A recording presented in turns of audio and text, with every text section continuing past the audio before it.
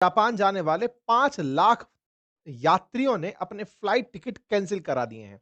आपको कुछ पुराना सा याद आने लगेगा, शायद वैसा ही जब भारत से मालदीव जाने के टिकट्स कैंसल हुए थे। अब जापान और चीन ऐसा क्यों भिड़ गए हैं कि एक साथ 5 लाख टिकट कैंसल कराने की नौबत आ गई और जापान के प्रधानमंत्री ने जो जापानी चाइना आए हुए हैं, उनको ये हिदायत दे दी कि आप लोग संभल कर जाइएगा, रिस्की हो गया है चीन जाना। एक दूसरे के प्रति इतनी नफरत का भाव अचानक क्यों पनपा? साथ ही साथ जापान ने ये तक क्यों कह दिया कि अब लगता है हमें भी न्यूक्लियर बॉम्ब को लेकर अपनी नीति बदलनी पड़ेगी। दुनिया में जहां एक और पूर्वोत्तर की तरफ और विशेष रूप से कहा जाए तो ईस्ट एशिया की तरफ जहां शांति थोड़ी दिख रही थी, अचानक वहां पर वार्निंग गेम कैसे शुरू हो गया? आज के सेशन में उसी का जिक्र है, क्योंकि जापान ने अपने सिटीजन्स को वार्न किया, चाइना ने अपने सिटीजन्स को वार्न किया, साथ ही साथ चाइना के एयरलाइंस ने जापान ट्रिप पर जा रहे लोगों की टिकट्स कैंसिल करवा दी। 31 दिसंबर तक की जितनी भी टिकट्स हैं, उन्हें कैंसल मार दो, हम सारा रिफंड वापस दे देंगे। सोचने की देखने की बात यह है कि राष्ट्रभक्ति चाइनीज़ लोगों में इस हद तक है, 5 लाख लोग रिफंड लेकर के वापस अपना टिकट कैंसल कर दिए हैं।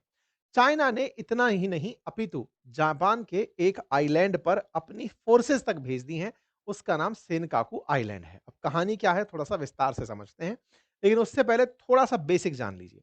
देखिए, चाइना को जापान ने कभी बहुत कूटा था। एक ज़माना था सेकंड वर्ल्ड वॉर से पहले जब जापान का एकदम उधम हाइप पर था। उस समय कोरियन पेनिनसुला हो, चाइना हो, इन सब पर जापान का कब्जा हुआ करता था। चाइनीज़ लोगों में जापान से बहुत ज़्यादा नफ़रत की फीलिंग है। मतलब चाइना के लोग जापान से एक्सट्रीम हेट किया करते थे।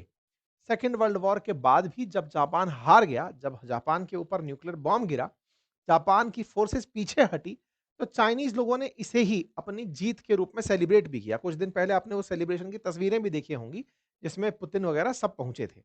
अब ये जो जापान के प्रति नफ़रत थी चाइना के लोगों में, इस समय के साथ बढ़ती चली गई। जैसे वही हाल था, जैसे भारत और ब्रिटेन के रिश्ते सामान्य हो गए, जर्मनी के और फ्रांस के रिश्ते सामान्य हो गए, दुनिया में एक समय के बाद में वो जो ज़ख्म है, वो भरते चले गए।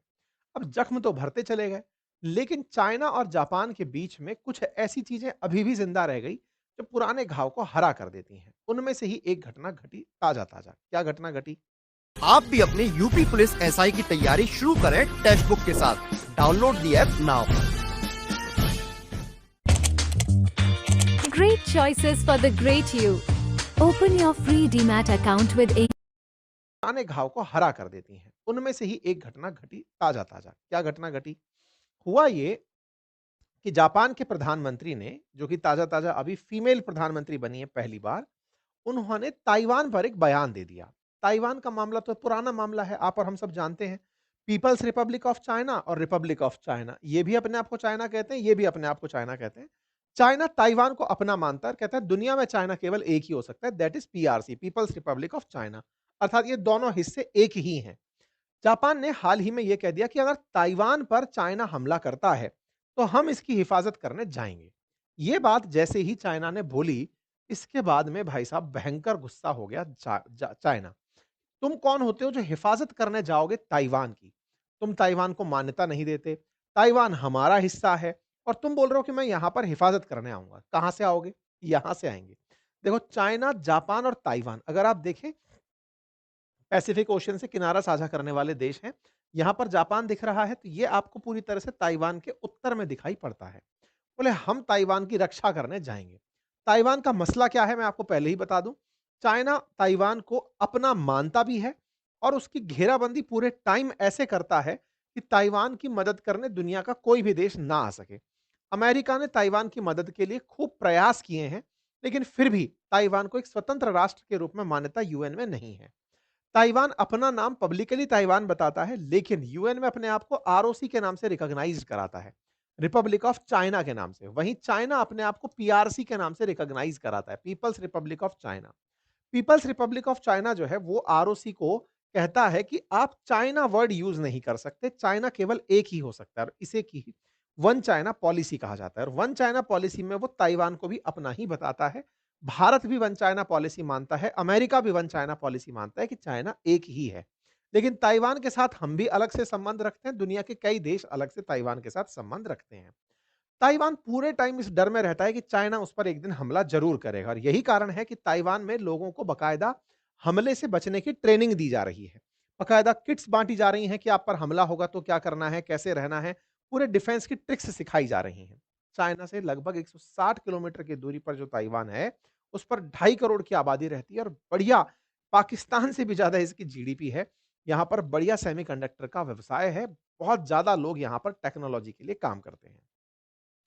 इसी के ऊपर बयान देते हुए जो जापान की प्रधानमंत्री हैं, जो पहली बार महिला प्रधानमंत्री बनी हैं, पीएम तकाइची, उन्होंने अपनी तरफ से कहा कि अगर ताइवान के अंदर कुछ भी होता है, तो जापान उसको बचाने जाएगा। ये बयान इन्होंने 7 नवंबर को दिया कि अगर चीन ने हमला किया। अब साने तकाइची का ये जो बयान था, इससे ताइवान को तो खुशी मिली, लेकिन चीन को बहुत बुरा लगा। चीन ने तत्काल प्रभाव से जापान के प्रधानमंत्री से कहा कि अपने बयान को आप वापस लो।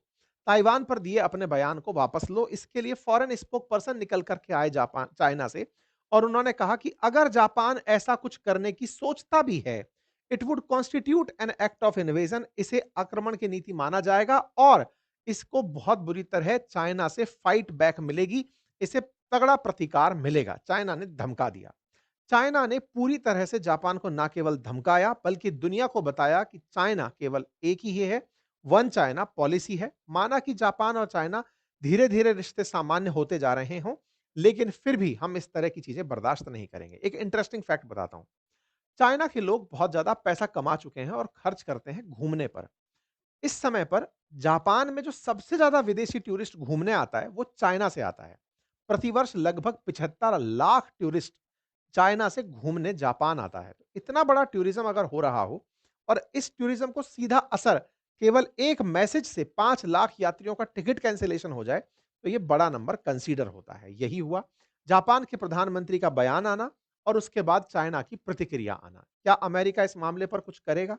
देखिए, अमेरिका की बात तो सिंपल है कि वो जापान की रक्षा का अधिकार रखता है। उसने दोनों से एग्रीमेंट कर रखा है कि जापान पर अगर कुछ भी हुआ, तो उसे रोकने के लिए अमेरिका खुद चला आएगा। लेकिन साहब, इसमें एक मसला है और वो मसला क्या है? अब मैं वो बताता हूँ। असल में साने तकाइची का जो ये बयान था ना, इसमें एक और बवाल छिपा था और वो बवाल ये था कि जापान के पास न्यूक्लियर वेपन नहीं है। हिरोशिमा नागासाकी पर अमेरिका ने न्यूक्लियर बम ही गिराए थे। उसके बाद जापानियों ने अपने डिफेंस पर पैसा भी लगभग खर्च करना बंद कर दिया था। अब सुरक्षा के नाम पर थोड़ी बहुत उन्होंने अपनी डिफेंस डेवलप की है, लेकिन इतना तगड़ा टेक्नोलॉजी से ओत-प्रोत रहने वाला जापान न्यूक्लियर बॉम्ब नहीं बनाया। लेकिन न्यूक्लियर बॉम्ब के अलावा उसने 3 शर्तें ज़रूर बना ली कि जापान न्यूक्लियर वेपन भी नहीं रखेगा और न्यूक्लियर वेपन के लिए 3 कंडीशन खुद के साथ लागू रखेगा।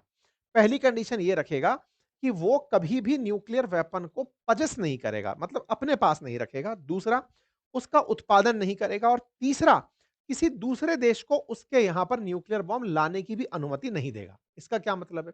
देखो, यूएस और जापान के बीच में एक टाई अप है कि जापान को अगर किसी ने भी हाथ लगाया तो अमेरिका उसे बचाने आएगा।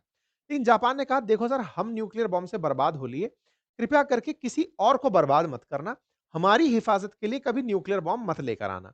साने तकाइची ने हाल ही में कहा कि वो अपनी ये जो नॉन न्यूक्लियर प्रिंसिपल्स की जो तीनों थ्योरीज हैं, उनमें से एक थ्योरी को बदलने पर विचार कर रही हैं। फिर से सुनिएगा, जापान की 3 थ्योरी हैं, ना तो वो बनाएंगे, ना वो पास में रखेंगे और ना ही किसी को उनके देश में न्यूक्लियर बॉम्ब लाने देंगे। कौन ला सकता है? अमेरिका। इसके लिए इन्होंने पूरी तरह से पाबंदी लगाई हुई है। साने तकाइची ने हाल ही में कहा कि उनकी जो 3 शर्तें हैं, उनमें से एक शर्त को, आखिरी वाली को, कि वो किसी को आने से रोकते हैं, उसको बदलने जा रही हैं। अर्थात अगर कल को अमेरिका हमारी हिफाजत के लिए न्यूक्लियर बॉम्ब हमारे देश में लाना चाहता है कि तुम्हारी रक्षा में न्यूक्लियर बॉम्ब रखूंगा, किसी ने तुम पर चलाया तो उसको मार दूंगा, बोले हम उसमें परिवर्तन की सोच सकते हैं।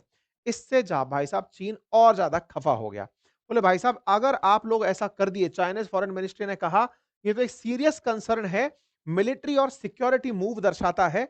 जापान अगर ऐसा करेगा तो ये पूरी तरह से एक पॉलिसी शिफ्ट दर्शाएगा। कुल मिलाकर के ताइवान को बचाने की नीति अमेरिका की है। ताइवान के बारे में बुलवाना अमेरिका चाहता है, लेकिन जापान को उकसाया गया है कि तुम बोलो ताकि अमेरिका चाइना को दबा सके। बस इसी के लिए ताइवान के लिए जापान को खड़ा किया गया है। जापान ने अपने पक्ष